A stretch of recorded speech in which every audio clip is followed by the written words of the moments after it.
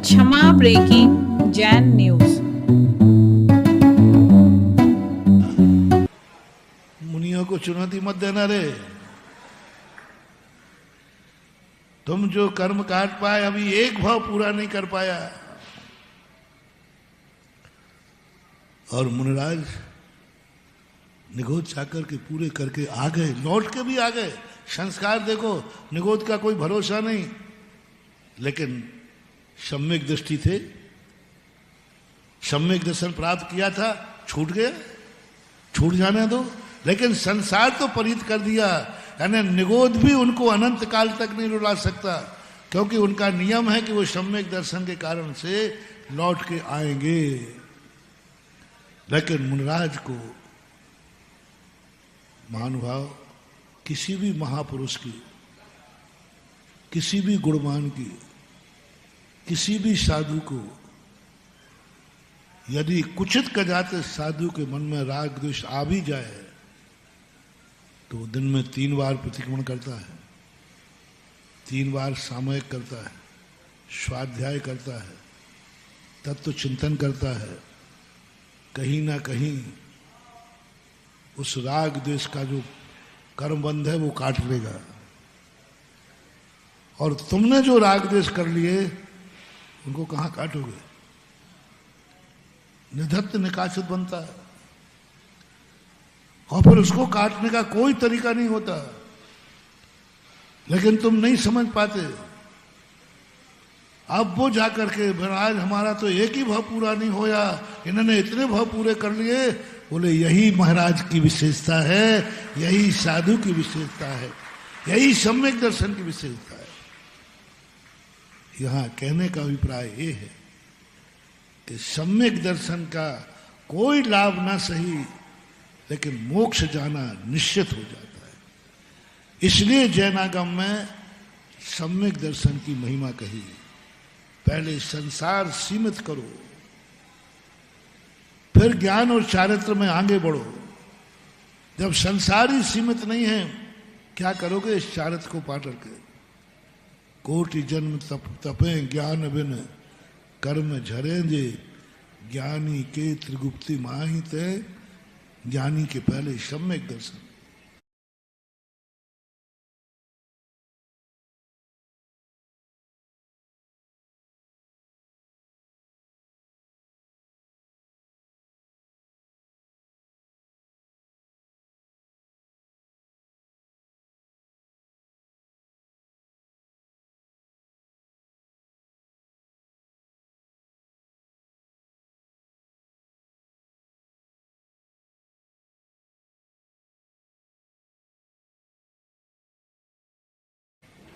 ऐसे सम्यक दर्शन की दुर्लभता,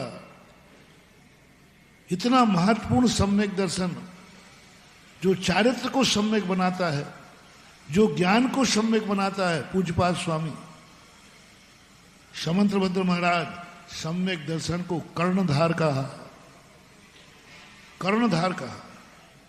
पूज्यपाद स्वामी कहते सम्यक दर्शन इसलिए महान है कि इसी सम्यक दर्शन से ज्ञान में सम्यकपना आता है, चारित्र में सम्यकपना आता है।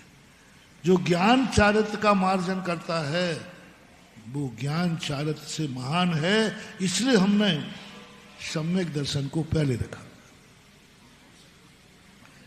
ये मैं सम्यक दर्शन की इसलिए महिमा बता रहा हूं जिससे तुम्हें सम्यक दर्शन प्राप्त करने की ललक जाग जाए। सेल्समैन सबसे पहले माल की महिमा बताता है, कीमत नहीं, मूल्य नहीं, ये कितने का है, कैसे प्राप्त होगा, ये नहीं बताता हो। अच्छे सेल्समैन की नियम होता है, वो ये नहीं बताएगा ये कितना मूल्य है, ये कहाँ मिलेगा, कैसे मिलेगा, नहीं। वो तो इतनी महिमा गाएगा, इतनी महिमा गाएगा, उस वस्तु की इतनी महिमा गा देगा कि सामने वाला तुरंत कहेगा भाई कहाँ मिलता है, कितने का मिलता है। यही हमारे जैनाचार्यों ने कहा, यही पूज्यवर समंतभद्र महाराज ने कहा कि तुम्हारे लिए सम्यक दर्शन मालूम क्या चीज है? यही पूज्यपाद स्वामी सर्वार सिद्धि में कह रहे, इतनी महिमा सम्यक दर्शन की गाई, इतनी महिमा गाई, इतनी महिमा गाई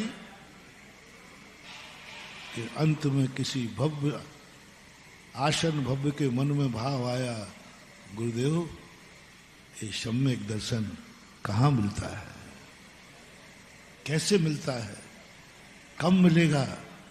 बस सामने वाला यदि ग्राहक ये शब्द कह दे, समझ लेना सेल्समैन सफल हो गया। और ये सेल्समैन को कहना पड़े ये वस्तु इतने मूल्य की है, ये वस्तु यहां मिलती है, समझ लेना सेल्समैन फेल हो गया। तुम्हारी महिमा, तुम्हारा विज्ञापन इतना तेज होना चाहिए कि सामने वाला कहे बोलो कहां मिलता है, मुझे चाहिए है। और सामने वाला जब कहेगा, इसका अर्थ सेल्समैन समझ जाता है कि इसको पाने का मन आ गया है, अब इसके लिए वो कुछ भी देने को तैयार हो जाएगा।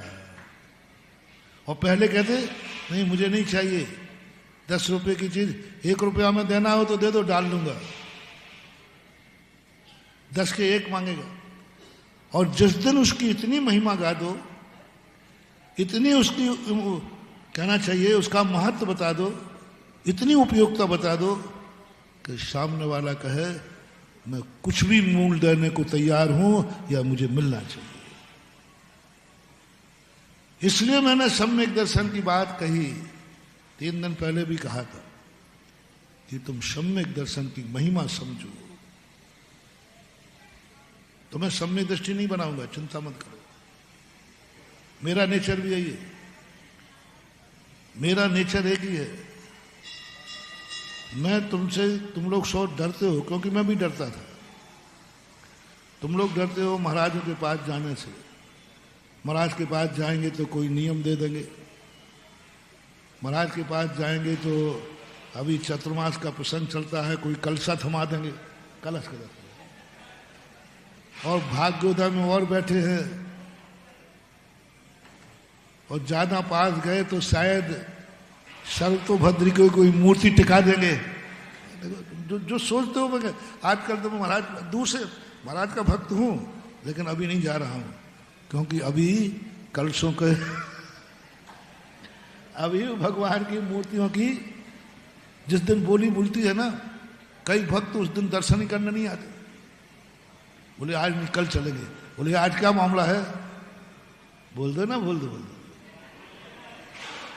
आज क्या है, आज बोलियों का मामला चल रहा है आज। और गुरुजी ने कही हो मैंने नहीं कहा तो इतनी हिम्मत मेरी भगत है पक्का। वो ये भी कह रहा महाराज जी ने यदि मेरी तरफ देख लिया तो मेरी मना करने की हिम्मत, इसलिए अच्छा है कि अपन को सामने जाने ही नहीं। ये डर तुम्हारे लिए है, ये भय तुम्हारे लिए है।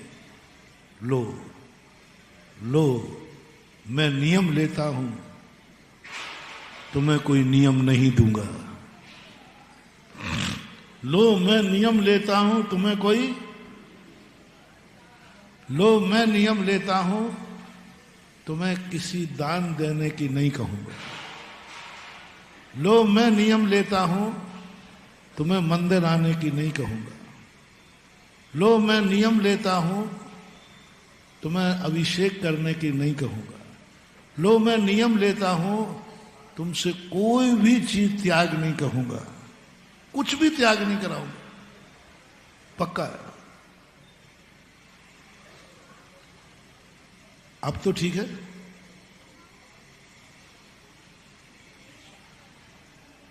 जो दूर दूर भाग रहे हैं वो आ जा रहे अब कल से पंडाल में, गुटखा खाने वाले आ जाओ, और शराबी नशेड़े गंजेड़े भंगेड़े जो हो सब आ जाओ रे, मैं कोई त्याग नहीं कराऊंगा। यही तो डर लग रहा है, और क्या लग रहा है? कौन साधु की संगति नहीं चाहता? पर डर एक ही है कि साधु ने यदि कोई नियम दे दिया तो मैं पालन नहीं कर पाऊंगा, और साधु की इज्जत नहीं रख पाया, ये भी तुम्हारे में साहस नहीं है, इसलिए दूर होने का। लो मैं एक, अब तुम्हें बिल्कुल निर्भय होकर कर दिया। बस एक बात जरूर कहूंगा मैं तुमसे, मेरी बात मानना नहीं। तुम्हारे पक्ष की बोलता हूं, मैं कह भी दूं कि तुम्हें ये नियम लेना मत। मैं कह भी दूं कि तुम्हें ये दान देना है, देना मत। और मेरी एक बात भी नहीं मानना, नियम कायस्वर कर लो। मैं खुद दे रहा हूं, मैं कुछ भी कहूं मेरी एक बात भी मानना नहीं। रिपीट करूं? अब आप करो, आप नियम ले लो। महाराज मैं आज नियम लेता हूं, आपकी एक बात भी नहीं मानूंगा। कोई आपत्ति नहीं, मुझे कोई नो टेंशन। बस इतना जरूर कहूंगा, मानना नहीं है पहले कह दिया मैंने, पर मेरी बात सुनना जरूर।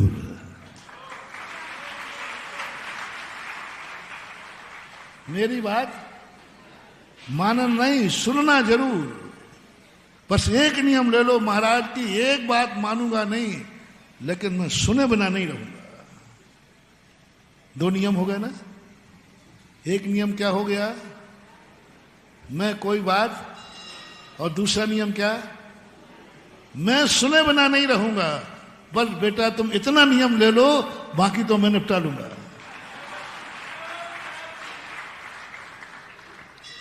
पूज्यवर कुंद भगवान अष्टपाहड़ में कहते हैं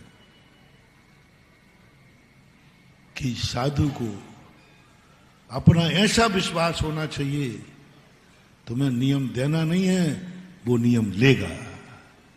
तुम मात उसकी महिमा बताओ, तुम मात संसार से घृणा पैदा कराओ। तुम ये मत कहो कि तुम मुनि बन जा। मुनि कहने से नहीं बनाया जाता, मुनि जबरदस्ती नहीं बनाया जाता। तुम तो मुनि पद की महिमा बताओ और संसार की ऐसी बात कहो जिससे सो संसार से घृणा हो जाए, और अपने आप कहे मुझे इस संसार में नहीं रहना है। मैंने नियम नहीं दिया, मैंने नियम नहीं दिया, तुम ले रहे हो। नियम देना और नियम लेना कितना अंतर है, बहुत अंतर है। एक चोर था, उसके पिता मरने लगे, वो भी सागर के ही था। हाँ, घटाते रहना करो, घटाते रहा करो। उदाहरण भले चौथे काल का हो। अरे चौथे काल का था तो क्या पंचम काल में उनकी कमी है क्या? चोर था सागर का, वो मरने लगा। बेटे से बोला, बेटा मैं मर रहा हूं। उसको डाउट हुआ कि कोई बेटा थोड़ा बहुत साधु की संगति में जाने लगा था, दोस्त के साथ। दोस्त महाराज का भक्त था, तो कभी कभी वे भी चला जाता था, और वो भी दिगंबर मुनि के पास।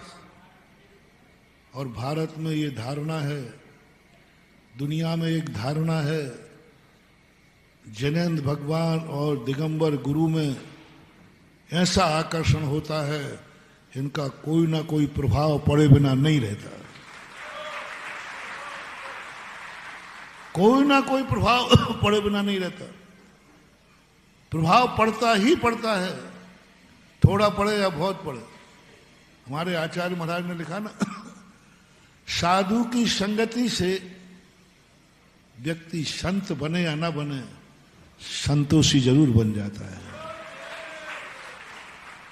आप कितना भी पापी क्यों ना हो, आप उसे दिगंबर मुनि की संगति करा दीजिए, कुछ ना कुछ पाप में हल्कापन आएगा। कितना भी कसाई क्यों ना हो, दिगंबर मुनि की संगति कर लीजिए, कसाय में कुछ ना कुछ ढीलापन आएगा। कितना भी क्यों ना हो, दिगंबर मुनि की विशेषता होती है, वचनों से नहीं, उनकी संगति मात्र से। ऐसे जैन भगवान की होती है, इनकी संगति में, इनके समूषण में जाने के बाद कुछ ना कुछ अंतर आता है। और वो चोर का पिता था, वो भी चोर था। पीढ़ी दर पीढ़ी उसके यहां चोरी होती थी, पीढ़ी दर पीढ़ी चोरी होती थी। और उसने कहा आजकल ये छोकरा भाग गुदा जाने लगा है, आजकल ये छोकरा, क्योंकि इसका दोस्त मुनि भक्त है, हालांकि मैं तो मुनि भक्त नहीं, मैं तो महाराज को मानता भी नहीं हूं, लेकिन ये छोकरा कभी कभी भाग्योदय में दिखता है, और एक दो बार प्रवचन में भी बैठा दिख गया है। और ये दिगंबर मुनि की संगति है, नियम से एक दिन ये चोरी छोड़ देगा। पिता को शक हो गया, तो पिता ने बुलाकर कहा, बेटा मैं मर रहा हूं, बस मेरी एक इच्छा पूरी कर दे, एक इच्छा पूरी कर दे बस, और कुछ नहीं चाहिए। बोले क्या पिताजी, बोलो। पिता भक्ता बोले बस एक ही नियम ले ले, मैं दिगंबर मुनि का कभी प्रवचन नहीं सुनूंगा। बेटा कहता पापा इसमें क्या बात? बोले बस बेटा ज्यादा मत पूछ, बस नियम ले ले। बेटा पिता का भक्त था, उसने नियम ले लिया कि ठीक है पापा, मैं जिंदगी में कभी दिगंबर मुनि का प्रवचन नहीं सुनूंगा, ये नियम ले लिया। पिताजी का बेटा अब शांति है, हमारी 10 पीढ़ी का जो चोरी का धंधा है अब कभी चौपट नहीं हो पाएगा, क्योंकि दुनिया में एक ही ताकत है, दिगंबर मुनि का वचन नियम से सुनने के बाद विरेचन का काम करती है। अष्टपौर ने कहा है, पीयूष है सुख विषय विरेचना है, ऐसा कुछ आचार्य महाराज ने, यानी वाणी अंदर जाने के बाद जैसे विरेचन होता ना, शनाई की पत्ती पी लो तो फिर दस्त लगना ही, इसी प्रकार गुरु के वचन यदि अंदर कान में चले जाएं तो नियम से वह पाप रूपी गरिष्ठता को, पाप रूपी मल को नियम से निष्कासित करते हैं। ये कुंद भगवान का विश्वास था, और उस चोर का भी यही विश्वास था कि मुनि का प्रभाव पड़ेगा। इसी कहानी को मुझे बहुत बड़ा इसमें एक संस्मरण और सुना दूं अभी का। एक बार एक गुना के अंदर मीटिंग हुई, मुनि विरोधियों की मीटिंग थी। मुनि विरोधियों का एक लक्षण बताऊं, वो कभी अच्छे मुनियों के पास नहीं जाते हैं और नहीं जाने देते। शीतलाचार्यों के खूब जाओ, कंजाइष्टियों का ये नियम है, जितने शीतलाचारी भ्रष्ट मुनि हैं इनकी लिस्ट उनके पास होती है। कंजाइश की पहचान बता रहा हूं, कंजाइश की पहचान क्या है? शीतलाचारी भ्रष्ट मुनियों की लिस्ट होती है, अच्छे मुनियों के तो वे नाम भी नहीं जानते, और अपने भक्तों से कहेगा फलाने महाराज को देख के आओ, फलाने महाराज की चर्या देख के आओ, फलाने महाराज को देख के आओ क्या कर रहे हैं, उनकी बताएंगे, उनके जपाल भेजेंगे ये जो भ्रष्ट हैं, जो शीतलाचारी हैं, जिससे वो जो कहते हैं पंचम काल में मुनि महाराज होते ही नहीं हैं, ये बात उनको दिखाते, देखो मैं गलत बोल रहा हूं तो आप फलाने स्थान पर चले जाओ, महाराज ये करते हुए पाए जाएंगे। वहां उनकी पाबंदी नहीं है। मीटिंग में बात हुई, मीटिंग में बैठे हुए सदस्य ने मुझे बताया, उन्होंने कहा बस सोनगढ़ को कंजाइष्टों को 2 साधुओं से खतरा है, इन 2 के पास मत जाने देना। उनमें थे पहले पूज्य गुरुदेव आचार्य विद्यासागर का दर्शन नहीं करने जाने देना, और मेरा नाम लिखेगा, इनके प्रवचन में मत जाने देना। मुझे मालूम नहीं, मुझे मीटिंग का आज एजेंडा बताया गया, पूरे मीटिंग में एक बात आई, पर इन 2 से बचना। आचार्य श्री का दर्शन करने कोई कंजाइश ना जा पाए, क्योंकि उनके दर्शन में इतना है कि जो हम कहते हैं कि पंचम काल में मुनि महाराज नहीं होते हैं, जो आचार्य विद्यासागर महाराज को देख लेता है उन्हें साक्षात चौथे काल के मुनि दिखता है। ये उनके शब्द थे, उनकी मीटिंग थी, विशेष वीआईपी जो वक्ता होते ना उनके यहां, उनकी मीटिंग थी। बोले उनकी मुद्रा ऐसी है जिस मुद्रा को देख करके कोई भी व्यक्ति नहीं कह सकता है कि पंचम काल में मुनि नहीं होते हैं, क्योंकि उनकी मुद्रा देखकर सबको ऐसे लगता है जैसे मैं चौथे काल के मुनिराज का दर्शन कर रहा हूं। ये उनके शब्द थे, ये कंजाइस्ट के मुखिया के शब्द थे। पहली बात सुनकर के मुझे बहुत आनंद आया। कम से कम मेरे गुरु विरोधी को भी चौथे काल के लग रहे हैं। मेरे गुरु विरोधी को भी चौथे काल के लगे। उनका डर है, उनकी मुद्रा, उनकी चर्या है भी हमारे। अब मेरा नंबर आया, मैंने कहा भाई मेरे पास जाने में क्यों मना किया? तो बोले आपके पास जाने का प्रवचन में मत चले जाना, क्योंकि इनका सुधा सागर का प्रवचन ऐसा होता है, तर्क से, आगम से, साम से, दाम से, दंड से, भेद से सारी नीतियां प्रवचनों में आती हैं। और वो नीति एक दिमाग में घुस गई तो फिर ये दोबारा हमारी बातें सुनने नहीं आएगा। हाँ, ये बात तो कही है। कंजाइज को आचार्य के पास पहुंचे, महाराज जी हमारा सारा सुपड़ा साफ कर दिया राजस्थान। तो मैं, उन्होंने कहा क्या? बोले कुछ नहीं किया, मात्र प्रवचन दे दे करके हमारी पूरी पार्टी फेल कर दी। अशोकनगर के अंदर 2-2 हजार शिवरार्थी बैठते थे, आज वहां 20 शिवरार्थी नहीं है उनके पास। वो सारा आरोप मेरे ऊपर लगाते। भैया मैंने क्या किया? मैंने, बोले कुछ नहीं किया, आपके प्रवचन खतरनाक है।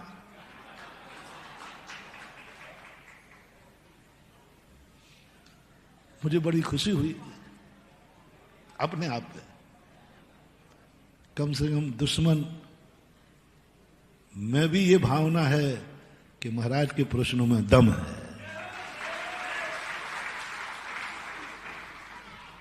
तो फिर बात मुझे कुंद कुंद स्वामी की बात याद आई कि कुंद कुंद भगवान ने भी यही बात कही, सच्चे हृदय से सामने वाले का हित करने के लिए अंदर से आवाज निकालोगे तो तुम्हें कहने की जरूरत नहीं है, तुम तो बोले जाओ, वो अपने आप नियम ले लेगा, देना नहीं है। नियम क्या लिया है तुमने? फिर सुनना, क्या नियम लिया? हम कोई बात आपकी, सागर वाले सुनो, 4 महीने का नियम है। हम महाराज की कोई बात मानेंगे नहीं। दूसरा नियम क्या है? दूसरा नियम और बोल दो जल्दी। लेकिन हम 4 महीने महाराज की बात सुने बिना रहेंगे नहीं। ये दोनों नियम एक साथ चल रहे। नियम ले लो, 4 महीने हम एक भी, महाराज जब भी बोलेंगे एक भी बात प्रवचन हम महाराज का नहीं छोड़ेंगे, जिज्ञासा भी नहीं। महाराज की बात सुने बिना रहेंगे नहीं और महाराज की एक भी बात मानेंगे नहीं। हम डन।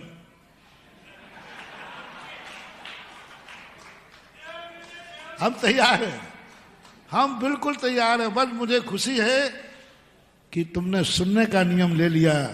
मुझे इसका दुख नहीं है कि तुमने नियम लिया है कि मैं मानूंगा नहीं, इसका दुख मुझे कभी नहीं, क्योंकि मुझे वो चोर की कहानी मालूम है।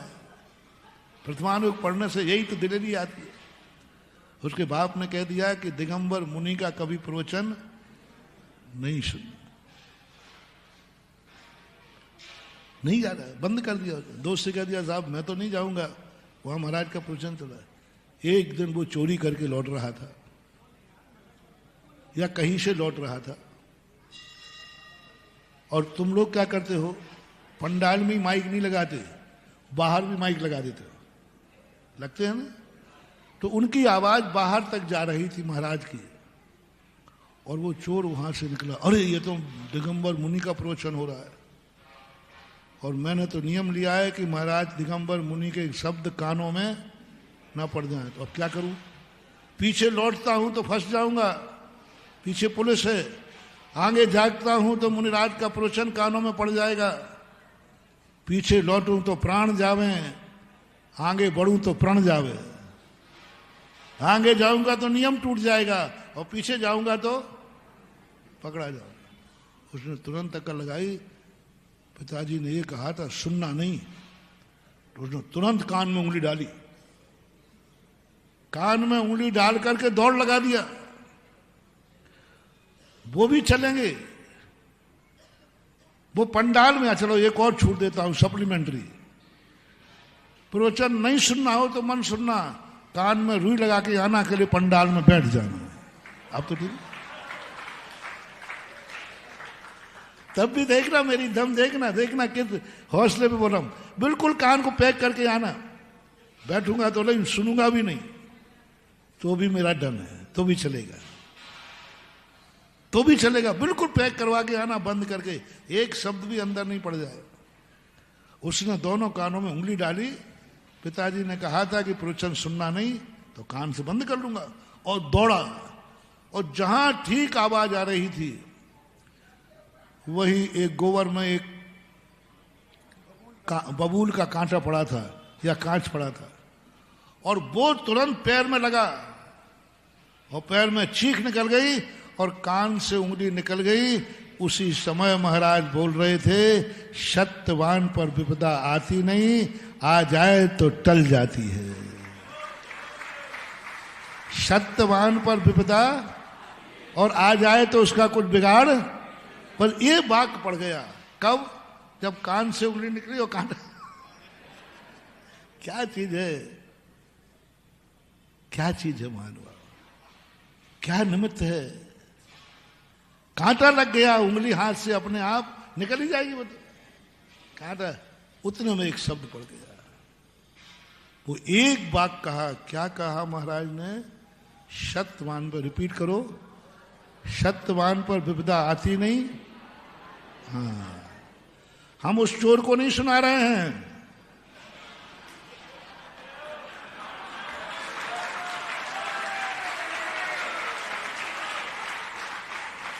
नहीं तो तुम समझो हम कोई कहानी सुना रहे हैं। सत्यवान पर विपदा और आ जाए तो कुछ, ये तुम लोग मोटिवेशन ले लो, ये तुम लोग अपनी गांठ बांध लो। एक शब्द यदि तुम्हें पड़ गया कान में, एक शब्द भी पड़ जाए कभी धोखे से,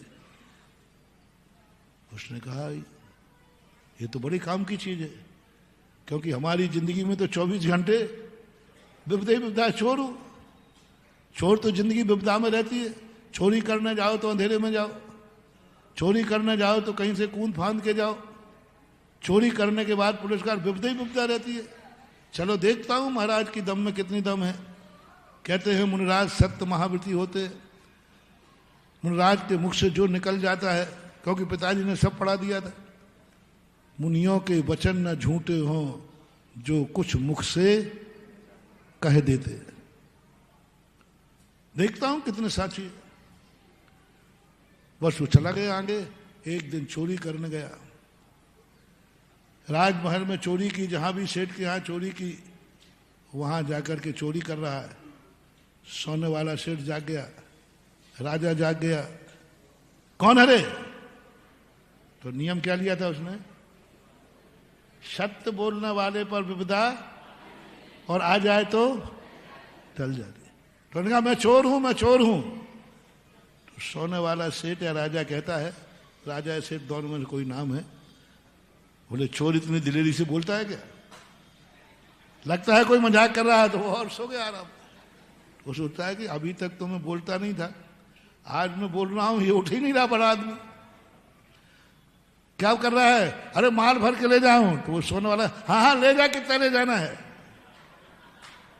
क्योंकि उसने जान लिया कि चोर तो इतनी दिलेरी से बोल नहीं सकता, क्योंकि चोर तो भले हल्ला कर रहा हो तो उससे उठे ही नहीं।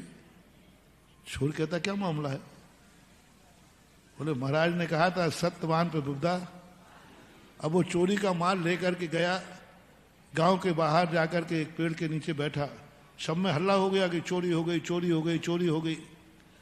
चारों तरफ कोतवाल दौड़े, पुलिस वाले दौड़े, और दौड़ते दौड़ते वो एक पेड़ के नीचे बैठा था, पोटली रखकर। तो एक बोले कौन है रे तू? बोले चोर हूं, चोर। फिर पोटली में क्या है? चोरी का माल है। बोले कहाँ चोरी की है? बोले राजा साहब के पास। दूसरा पुलिस वाला कहता है ये पागल है, कहीं सुन करके आया है और ये क्या है, ये पागल है, पागल बनकर के कहीं सुन लिया है कि राज यहाँ चोरी हो रही, तो कह रहा मैंने चोरी की है। कभी चोर ऐसे दिलेरी से बोलेगा मैं चोर हूं, पोल्ट्री में चोरी का माल है। तो दूसरा ऑफिसर कहता है भाई समय खराब मत कर, चल चोर जब तक आगे निकल जाएगा। और वो सारे पुलिस वाले आगे चले गए। चोर कहता है महाराज की बात में तो दम है, महाराज की बात में तो दम है, मैं स्पष्ट तो सही बोल रहा हूं कि चोर हूं, और यदि मैं कहता चोर नहीं हूं तो शायद पुलिस वाले डंडे मार के और रिमांडर पे ले लेते, बकरवाते। और आज मैं खुद बोल रहा हूं कि भाई मैं चोर हूं, पोल्ट्री में चोरी का माल है, और ये लोग। उसके दिमाग में कहा जिसके एक वाक्य सुनने में, एक वाक्य सुनने में इतनी ताकत है, इतनी दम है,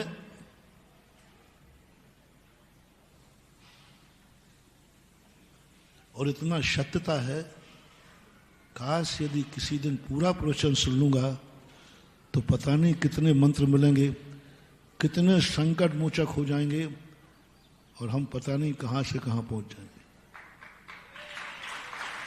पता नहीं पिताजी ने क्यों नियम दे दिया। जिनकी वाणी में इतनी ताकत है, जिनके शब्दों में इतनी ताकत है, उनमें कितनी ताकत होगी। और एक शब्द सुना, वो भी मजबूरी में सुना, वो भी धोखे में सुना, उससे ही मेरे ऊपर संकट आ नहीं रहा और टल गया। पिताजी ने पता क्यों नहीं कहा, हमें तो साक्षात लाभ दिख रहा है। आज यदि पिताजी की उनका वाक्य नहीं होता तो मैं पकड़ा जाता, जेल में सड़ता, लेकिन आज मुराद के उस वाक्य ने सत्य भी बुलवाया और विपदा भी। पर वो जाकर के घर जाकर के और सीधा बोले महाराज का तो अब पिताजी का नियम पिताजी जाने, जिसमें साक्षात लाभ हो रहा हो उसको कौन छोड़ेगा। पूरे प्रवचन में आकर बैठ गया। उसके पुण्य से प्रवचन जो हुआ डकैती पे हुआ, चोर के स्वरूप पे हुआ, चोर के संबंध में ही बात हुई। और महाराज का प्रवचन चोरी पर इतना जबरदस्त था कि प्रवचन के बाद वो महाराज के पास पहुंच गया, महाराज जी मैं आज के बाद चोरी नहीं करूंगा। पिता ने नियम क्या दिया था, किस लिए दिया था, जिससे चोरी का त्याग न कर दे। और बेटा भी इसलिए नहीं आया था वो कि मुझे चोरी का त्याग करना है, वो किस लिए सुनने आया था कि पूरे प्रवचन में पता नहीं कितने वाक्य मिलेंगे जो हमें विपदा से और चोरी करने में सफलता दिलाएंगे। चोरी करेंगे और पकड़े नहीं जाएंगे, चोरी करेंगे पकड़े नहीं जाएंगे, ये इसके लिए प्रवचन में आया था, चोरी में सफल होने के लिए। सुन रहे हो ना आप लोग, काय में सफल होने के लिए। हाँ, ऐसा भी व्यक्ति कोई याद आना चाहे। चौथा, पहला कौन, महाराज की बात मानेंगे नहीं लेकिन महाराज की बात सुनेंगे। दूसरा, सुनेंगे भी नहीं, सुनेंगे भी नहीं लेकिन पंडाल में जरूर आएंगे, चलेगा, एडमिशन है, चालू है। चौथा व्यक्ति वो है जो धर्म के लिए नहीं आएगा, पाप करने का कोई सूत्र मिल जाए। रावण यही सूत्र ढूंढ रहा था कि मुझे ऐसा मंत्र चाहिए जो पाप और पापी की रक्षा करे और धर्म धर्मात्मा का नाश करे। रावण यही बात ना, मात्र शांतिनाथ भगवान के मंदिर में बैठ के क्या भावना भा रहा था, मंत्र पढ़ रहा था, ओम ह्रीम अरहम शांतिनाथ जुनेन्द्राय नमः। और भाव क्या था, पापी की रक्षा हो, जो दूसरे की स्त्री उठा के लाए उसकी रक्षा करो, और जो अपनी स्त्री की लाज बचाने आए उसका नाश करो। कितना बड़ा पापी था। ऐसे मंत्र लेने तुम आ रहे हो, वो डाकू जैसे कि मुझे डाकू में सफलता पाने का सूत्र महाराज के प्रवचनों से मिलना चाहिए, मुझे पाप में सफलता पाने के मंत्र महाराज के प्रवचनों से मिलना चाहिए, रास्ता मिलना चाहिए। बहुत रिस्क लेके बोल रहा हूं, चलो उनको भी आ जाए, वे भी आ जाए। कौन? जो पाप में सफलता पाना चाहते हैं और पाप में सफलता का सूत्र प्रवचन से चाहते हैं, उनका भी एडमिशन। आ जाओ, आ जाओ, आ जाओ, आ जाओ, कम हियर, आ जाओ। मुझे अपनी जिनवाणी मां पर विश्वास है, मुझे अपने गुरु पर दिए हुए शक्ति पर विश्वास है, और मुझे खुद की आत्मा पर विश्वास है कि तुम्हें कोई नियम नहीं देंगे और तुम नियम लिए बिना यहां से नहीं जा सकोगे।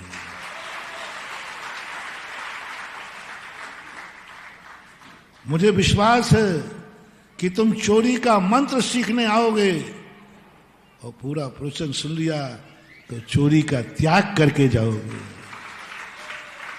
त्याग करके जाओगे। यह विशेषता होती है सम्यक दर्शन में, यह विशेषता होती है ज्ञान में, शब्द ज्ञान में भी। कभी भी है धर्म की वाणी, धर्म तुम कैसे भी करोगे, लाभ नहीं तो हानि तो होने वाली यही नहीं, बल्कि लाभ होगा ही होगा। कैसे भी सुनो, एक व्यक्ति ने कहा, बोले महाराज मेरा मन नहीं लगता पूजा में, मेरा मंदिर जाने में मन नहीं लगता, फिर मैं जाऊं कि नहीं जाऊं, मेरे मंदिर में बहुत बुरे भाव होते, बहुत बुरे भाव होते, फिर जाऊं मंदिर के नहीं जाऊं। मैंने कहा जाओ। महाराज मेरा मन ही नहीं लगता, बिल्कुल भी मन नहीं लगता, अब क्यों जबरदस्ती भेज रहे हो? नहीं जाओ। तुम्हारा फायदा क्या है?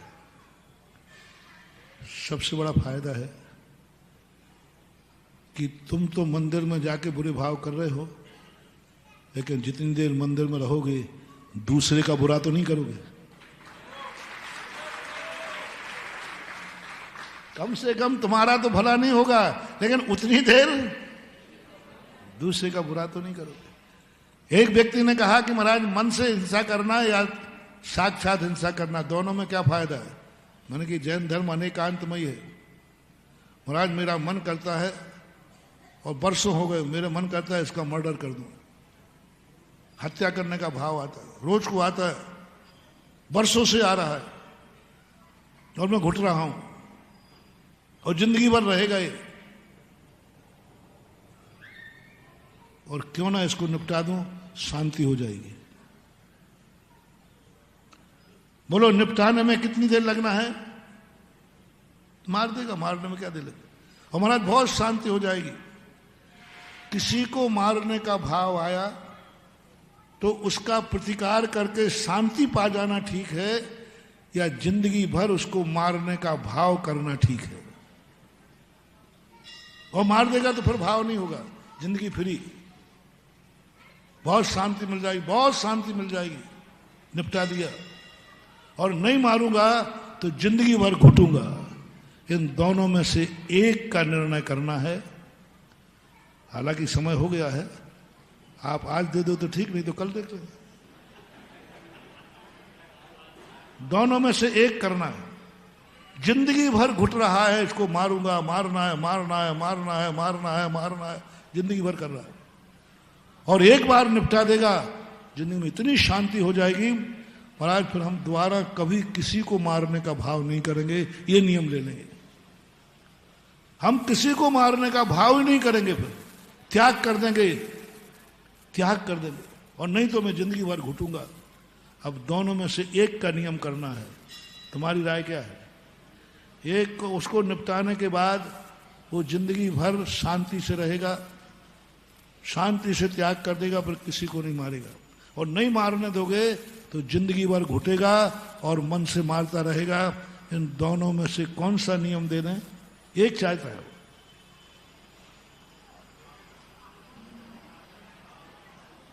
कठिन प्रश्न है। जिंदगी भर भाव से मारेगा और यहां एक बार मार देगा, जिंदगी मन शांति हो जाएगी। ये कई लोगों की धारणा है। आज के विचारक ऐसे ही हैं। रजनीश का सिद्धांत यही था। एक फिलोसोफर हुआ है, इसी मध्य प्रदेश का ही था। रजनीश फिलोसोफर कहता है निपटा दे, जिंदगी भर शांति से बैठ। और महावीर स्वामी कहते हैं जिंदगी भर मारने का भाव भली करता रहे, लेकिन उसको निपटाना नहीं। मैं शेयर कर रहा हूं, आपसे हाँ कहलवाऊंगा।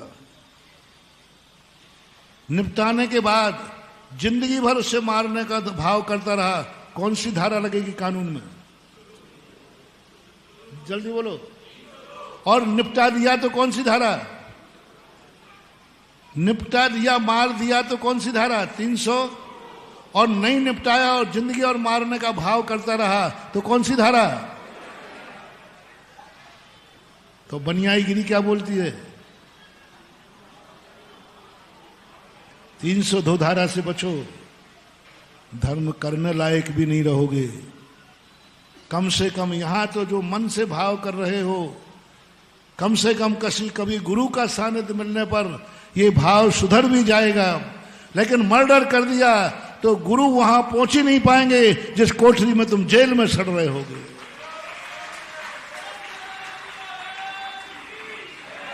द्रव्य से तुम मर्डर करने के बाद जेल हो जाएगा, 302 धारा लगेगी, कभी गुरु भी वहां नहीं पहुंच पाएंगे और तुम गुरु के पास नहीं आ पाओगे। इसलिए जैन दर्शन ने सबसे पहले कहा, इष्टोपदेशकार ने सबसे पहले कहा कि द्रव्य से भी यदि नियम पलता है, बिना मन के भी पलता है तो पालो।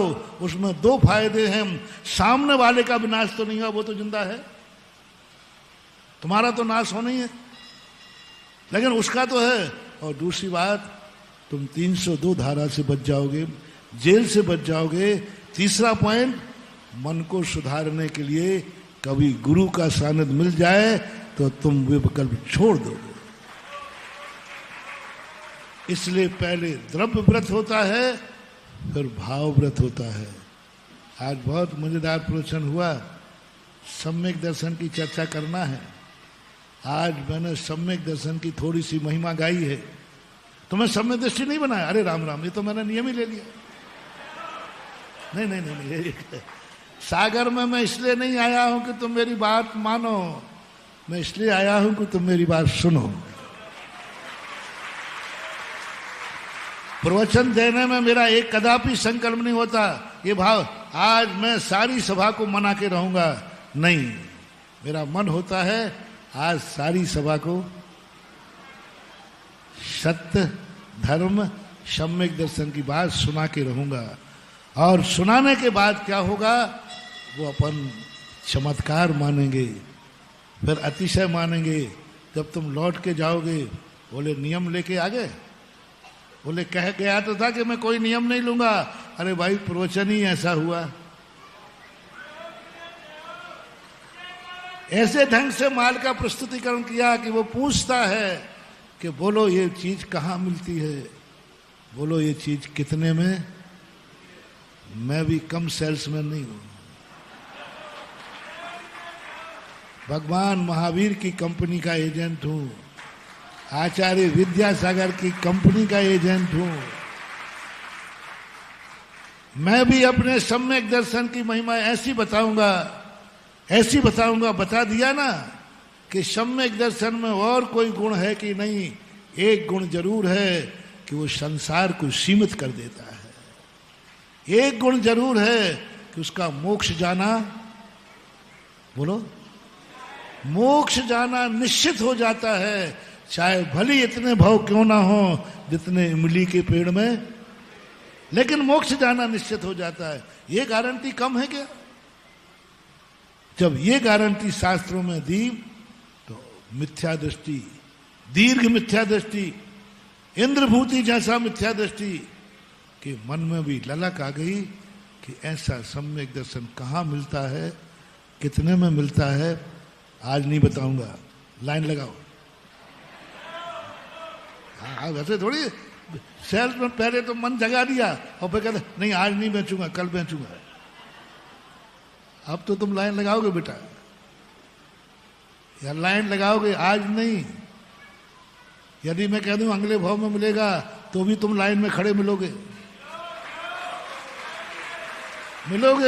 क्योंकि माल की महिमा ही ऐसी तुम्हारे दिमाग में बैठ गई है कि तुम तो भवांतर में भी मिले तो भी तुम कहोगे जी जी, माल होना चाहिए।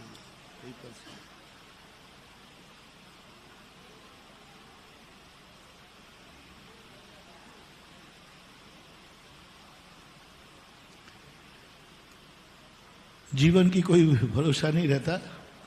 कोई कह रहा है कि अभी कोई एक गांव परसोरिया में 5 लोगों के लिए, एक ही परिवार के 5 लोगों की मृत्यु हुई गाड़ियों से।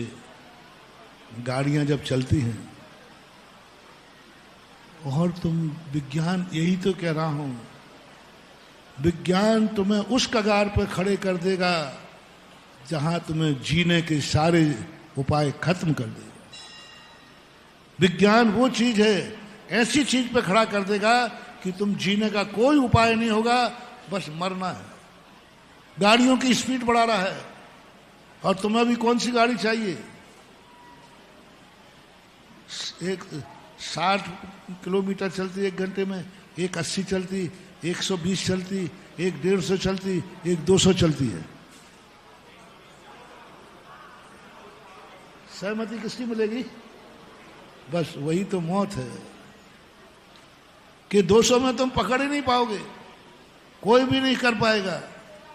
इसलिए महावीर स्वामी ने हम लोगों को कितना बढ़िया कहा, 11 नंबर की गाड़ी पैदल चलो, और तुम भी पैदल हो जाओ तो पैदलों का एक्सीडेंट का खतरा भी खत्म हो जाएगा। अब ऐसी गाड़ी बताते, पूरी गाड़ी ट्रक के अंदर चली गई और एक परिवार के बहुत स्थिति खराब। ऐसी दयनीय स्थिति में, ये तो ठीक है अपने समाज का परिवार है, इसलिए अपन को करुणा आ गई, दया आ गई, मेरे पास पर्ची भेज दी। ये हर दिन पूरे भारत में कितने परिवार निपट रहे हैं, हर दिन पूरा प्लेन का प्लेन क्रैश हो जाता है। अभी कुछ दिन पहले आया था, 16-17 लोग उसमें थे, एक भी नहीं बचा, पूरे परिवार के परिवार। बस अपन तो यही कहेंगे, बस संसार में सभी जीव सुखी रहें, वो परिवार भी सांत्वना का है। ये आत्माएं जहाँ गई हैं वहाँ भी उनको सुख मिले, अच्छा मिले, परिवार को सांत्वना, आशीर्वाद।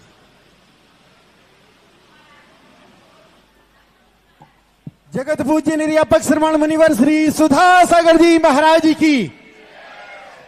और कल 4 तारीख को हमारे पूज्य मुनि श्री बिसर सागर जी महाराज का 52 वर्षा योग गंज बासोदा में होने वाला है। सभी लोगों से अनुरोध है उस 52 वर्षा योग में आप अपनी उपस्थिति दर्ज कराएं, मांगलिक कलश स्थापना भी करें, और दोपहर 1 बजे से वो कार्यक्रम है। आज पूज्य गुरुदेव के मुखारबिंद से मंदिर जी में शांति धारा हुई, तो हमारे बीच श्रीमान प्रकाश चंद जी सचिन कुमार जी ने 2,22,000 रुपए की शांति धारा, और 1-2 दिन पहले उनने किसी चौके में पूज्य गुरुदेव को प्रथम ग्रास देने का, अपने जीवन में प्रथम ग्रास देने का सौभाग्य प्राप्त किया था भाई सचिन जी ने। तो 1,11,000 रुपए की राशि उस प्रथम ग्रास के उपलक्ष्य में प्रदान की है। 3,22,000 रुपए की राशि वो यहाँ नगद लेके आए हैं। हम सब लोग चाह रहे हैं कि आपको जोरदार कलधन ध्वनि मंगल भावों की अनुमोदना करें, और एक भक्ति कलश की राशि भी कैश लाए हैं श्रीमती ताराजन जी, स्वर्गीय श्री लक्ष्मी चंद जी, मनीष जी, सोनाली जी, मुकेश जी, रोशी जी, दीपक जी, अंशिका जी, ध्रुव जी, धारणा जी, धैर्य जी, मेहाना जी, अतुल जी, आर्जव जी, सिंघई परिवार, बाहुबली कॉलोनी, ये भी नगद राशि लेकर भक्ति कलश की आए हैं। और एक और भक्ति कलश की नगद राशि लेकर श्रीमान संयम जी, संजय जी, जितेंद्र जी, सचिन जी, रजनी जी, नेहा जी, अवनी जी, गौरांश जी, सोनाली जी, समस्त परिवार अशोक विहार सागर से 1,12,000 रुपए की राशि नगद लेके आए हैं। और हमारे बीच मुगावली से भी समाज आई है। आए पूज्य गुरुदेव के पावन श्री चरणों में श्रीफल समर्पित करें। पूज्य निर्यापक श्रमण योग सागर जी का मंगल कलश चातुर्मास भी कल रहली पटनागंज में है, उसमें भी आप सभी लोग पधारें 1 बजे से। भावों की निर्म 1 मिनट भाई, सभी लोग रुके 1 मिनट, 1 मिनट रुके। देखें भाई, सुने सुने। 1 मिनट रुके, 1 मिनट रुके। मेरे पास क्या है, मुझे कोई याद दिला दे तो मैं कुछ भी बोल दूं, और याद नहीं दिलाए तो मैं भुलक्कड़ हूं, पता नहीं कहां से क्या बोल दूं। तो प्रश्न आने पर हम जवाब दे देते हैं। अभी किसी महाराज ने, बच्चों ने कहा कि कल 4 तारीख है, कल 4 तारीख है। हमारे बड़े महाराज, हमारे निर्यापक पूज्य योग सागर जी महाराज का कल रहली में, रहली ना, कलश स्थापन है। बहुत अच्छा। और सभी लोग, पूरे सागर के लोग जावें। आप मेरे प्रवचन की चिंता मत करो, मैं अकेला रहने को तैयार हूँ। हाँ महाराज जी, हम सब चले गए तो आपकी प्रवचन सभा में कौन आएगा? आप चले गए तो फिर आप अकेले क्या करोगे? चिंता मत करना बेटा, पूरे मैं चूल्हे से जाओ, मैं कल अकेला रहने के लिए तैयार हूँ। और हमारे योग सागर जी महाराज का कलश स्थापन कल 4 तारीख को है, विदिशा में। हाँ, और विदिशा का तो मैंने कल बोल ही दिया था कि उनको तो अतिशय प्रकट हुआ है। इतना अतिशय हुआ कि शानोदा में था और पहुंच गया गंजवासुदा विशेष सागर। हाँ, विदिशा में भी हमारे बड़े महाराज पूज्य नियम सागर जी महाराज हैं, उनका भी 4 तारीख को कल विदिशा है। हाँ, तो लो लो लो लो लो, आधे इधर जाओ, आधे उधर जाओ, शेष मेरे पीछे आओ। याद है ना वो असरानी का कोटेशन था?